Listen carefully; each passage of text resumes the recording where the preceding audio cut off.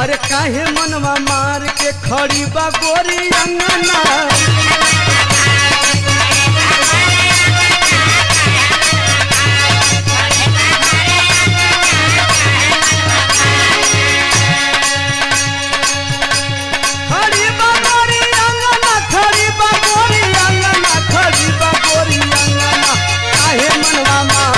खड़ी बा गोरी अंगना।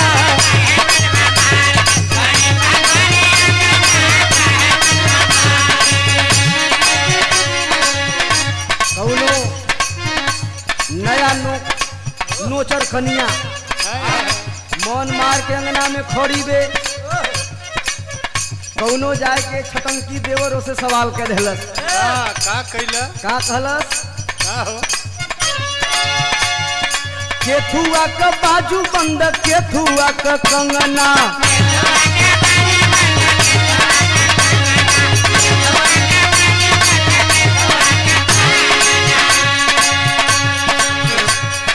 केथुआ का बाजू बंद केथुआ का कंगना।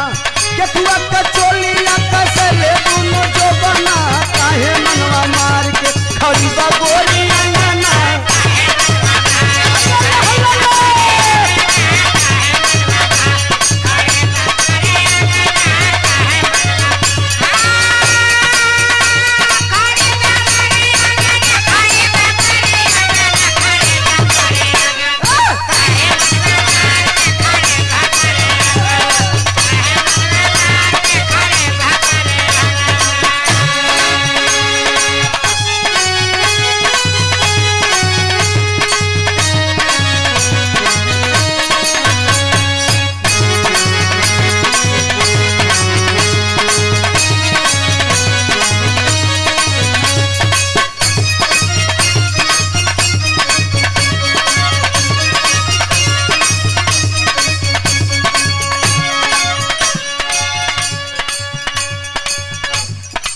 केथुआ का बाजू बंद केथुआ का कंगना।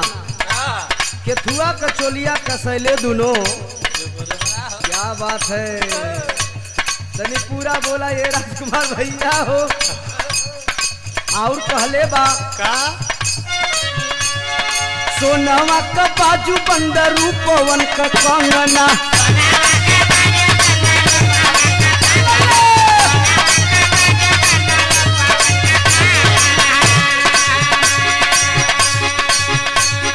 रूपवन का कंगना भैया रूपवन का कंगना।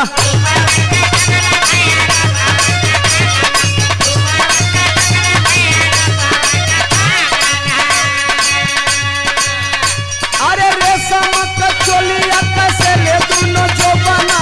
काहे मनवा मार के खड़ी बा गोरी अंगना।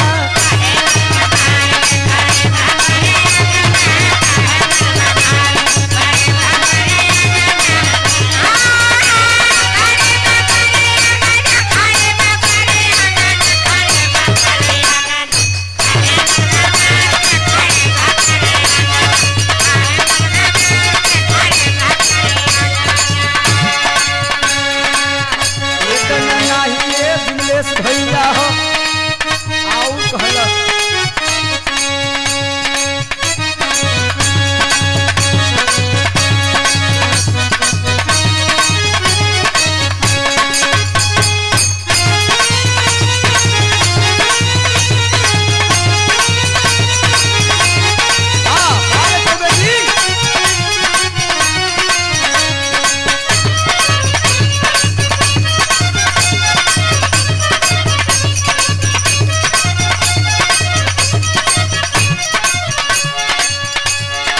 और कहले बे टूट गईले बाजू बंद टूट गईले कंगना।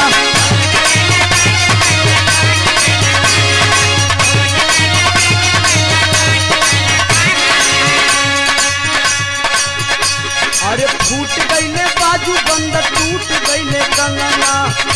अरे फाट गईली चोलिया फाट गईली चोलिया लटकल दोनों जो बना। काहे मनवा मार के खड़ी बा गोरी अंगना।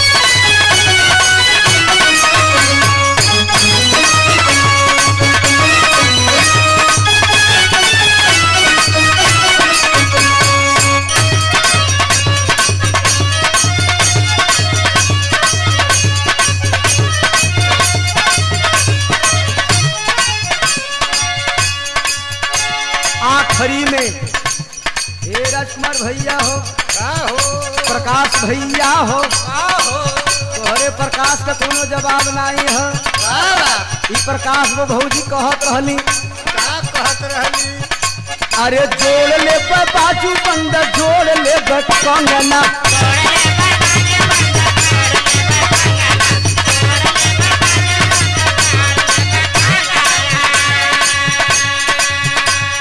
अच्छा तो हुकारी भरे में सुरेंद्र भैया वो भौजी कम नहीं बाड़ी, वो हुकारी भरताड़ी कहले कि नहीं ठीके बा। का कहताड़ी? का कहत है अरे जोड़ ले बाजू बंद जोड़ ले कंगना।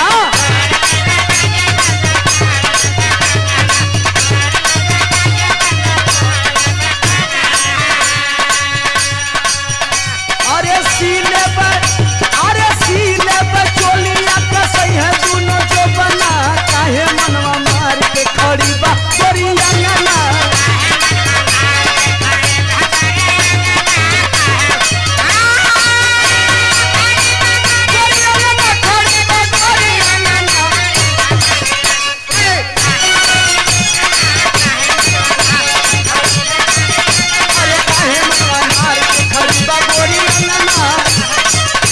खड़ी बा